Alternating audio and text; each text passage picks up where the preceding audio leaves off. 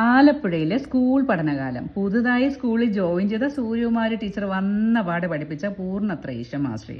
പൂർണ്ണത്രയീശൻ ആരാണെന്നോ തൃപ്പൂണിത്തുറ എവിടെയാണെന്നോ അറിയാത്ത ഞാൻ ആ പാട്ട് എൻ്റെ ശരീരത്തിലും മനസ്സിലും അത്രയ്ക്ക് അങ്ങ് അലിഞ്ഞു ചേർന്നതിനാൽ എവിടെ ചെന്നാലും ആരൊരു പാട്ട് പാടാൻ പറഞ്ഞാലും അറിഞ്ഞങ്ങ് പാടും പൂർണ്ണത്രയീശ മാസ്റ്ററി. അങ്ങനെ സെൻറ് ജോസഫ്സ് കോളേജിൽ പ്രീ ഡിഗ്രി പഠനകാലം. ക്ലാസ് വൈസ് ആയിട്ടുള്ള മോർണിംഗ് പ്രോഗ്രാം. എൻ്റെ ക്ലാസ്സിൻ്റെ ഊഴം വന്നപ്പോൾ ക്ലാസ്സിലെ പാട്ടുകാരി ഞാനാണെന്ന് ബോധ്യമായ ക്ലാസ് ടീച്ചർ പ്രെയർ സോങ് എന്നെ അംഗീകരിപ്പിച്ചു. മടിച്ചില്ല, വെച്ചങ്ങ് പാടി പൂർണ്ണത്രയീശ മാസ്റ്ററി. 2 പീരീഡ് കഴിഞ്ഞില്ല. സീനിയേഴ്സായ മഞ്ജു, ബീനാജയ് പിള്ളൈ ആ പാട്ട് കൊള്ളാലോ, ഒന്ന് പറഞ്ഞു തരാമോ എന്നായി. റെക്കോർഡ് ചെയ്യാൻ യാതൊരുവിധ സൗകര്യമില്ലാത്ത ആ കാലത്ത് എൻ്റെ അടുത്തു നിന്നും പൂർണ്ണത്രയീശനെ അവരും അങ്ങ് ഏറ്റെടുത്തു. ഡിഗ്രി പഠനം പൂർത്തിയാക്കിയതിന് ശേഷം ഒരു തോന്നൽ, മ്യൂസിക് കോളേജിൽ ചേരണം. ഒരു തരത്തിലും സമ്മതിച്ചു തരാതെ ബി.എഡിൻ്റെ ആപ്ലിക്കേഷൻ ഫോമുമായി കണ്ണുരുട്ടി നിൽക്കുന്ന അച്ഛൻ്റെ അടുത്ത് 18 അടവും എൻ്റെ പ്രത്യേക അടവും കൂട്ടിച്ചേർത്ത് നേരെ ഞാൻ അന്ന് വരെ കേട്ടിട്ടില്ലാത്ത തൃപ്പൂണിത്തുറയിലേക്ക്. അച്ഛൻ്റെ പ്രിയ ശിഷ്യയും കോളേജ് അധ്യാപികയുമായ തുളസി ചേച്ചി, ഒന്നി എന്നിവരുടെ അകമ്പടിയോടെ നേരെ കോളേജിലേക്ക്. അവിടെ എത്തിയതും ഒന്നിയുടെ വക അമ്പലത്തിൽ പോയിട്ട് വരാം.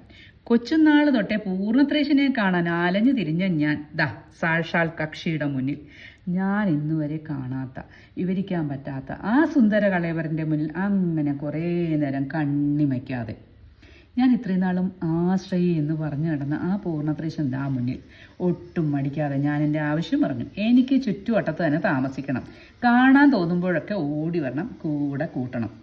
എന്തായാലും ആലപ്പുഴയിൽ നിന്ന് അങ്ങനെ തൃപ്പൂണിത്തുറയിലേക്ക് കുടിയേറ്റം നടത്തിയ ഞാൻ. പിന്നീട് സംസ്കൃതം പഠിപ്പിച്ച വിജയലക്ഷ്മി ടീച്ചറിൽ നിന്ന് പൂർണ്ണത്രയീശൻ എങ്ങനെ തൃപ്പൂണിത്തുറയിൽ എത്തി എന്ന കഥ, രാജ്യത്ത് സംഭവിച്ച പ്രകൃതിക്ഷോഭങ്ങളും അച്ഛനും അമ്മയും കണ്ടു നിൽക്കെ സംഭവിക്കുന്ന ശിശുമരണങ്ങളും രാജാവിൻ്റെ കൊള്ളരുതായ്മകൾ കൊണ്ടാണത്രേ എന്ന ആക്ഷേപവുമായി അർജുൻ്റെ അടുത്ത് വന്ന ബ്രാഹ്മണൻ.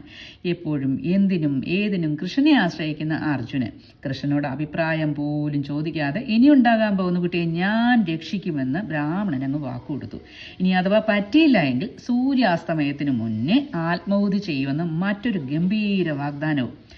അങ്ങനെ ബ്രാഹ്മണന്റെ വീടിന് കാവലിരുന്ന അർജുനൻ. പക്ഷേ ബ്രാഹ്മണന്റെ നവജാത ശിശു ഇത്തവണയും അപ്രത്യക്ഷമായി.